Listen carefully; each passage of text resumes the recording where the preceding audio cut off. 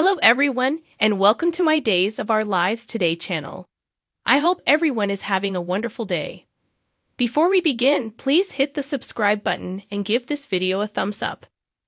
Lonnie confronts Whitley, Brady makes a desperate move, and more. Brady is poised to ruin everything because he is anxious to get Kristen out of his and Rachel's lives. Rachel is already being prepared by Kristen for significant mental health problems. Brady acting insanely won't solve the problem. However, according to Days of Our Lives spoilers, Rachel will enter the scene while Brady is holding Kristen at gunpoint in an attempt to win back his daughter during the week of July 17 to 23. Brady's actions, however foolish they may be, are comprehensible. Marlena and Belle have given him terrible advice, telling him he would lose custody to Kristen and her non-existent lawyer since he let her disappear by sending her to a sleepaway camp she fled from. He feels cornered since he believes them, and Salem's legal system is different. He wants Kristen to stop using Rachel as a pawn, but he can see no legal means to do so. It makes sense why he pulls a pistol on her. But this can't go well, can it? Not to add that Brady might go to jail if Kristen reports the crime to Jada. It will simply give Kristen reason to ask for full custody. And even that doesn't begin to describe the harm Rachel's presence in this situation will do.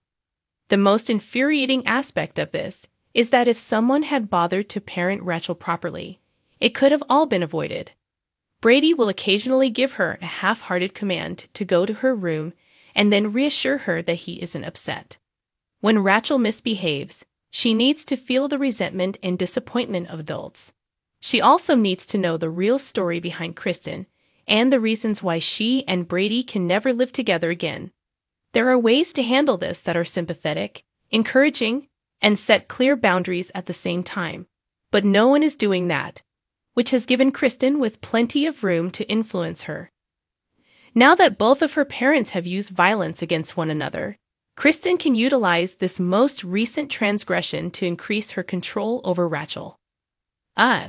For more information on this and 6 additional Days of Our Lives spoilers for the week of July 17 to 23, please scroll down. When Lani fails to show, Rafe and Polina worry. One of Lani's worst choices to date was to save Aid by herself without calling Jada or requesting assistance.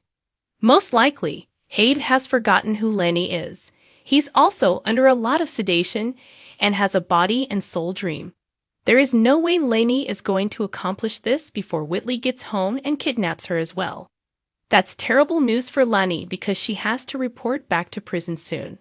Albeit she is wearing an ankle monitor, so maybe she will be swiftly located. Jerry's apartment is broken into by Steve and John. Here, Steve and John are kind of chasing their tails. Jerry did assist Whitley with her crazy scheme, but he is not the one who abducted Abe. Whitley's blatant lies shouldn't have been taken seriously by Steve. Additionally, he ought to have called the police and let them handle Jerry. But hopefully this oversight will provide him at least a hint as to where Abby is actually hiding. The custody arrangement is destroyed by Brady.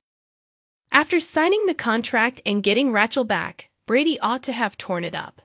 The satisfaction from that would have been far greater. But he couldn't hold off, so he gave in right away.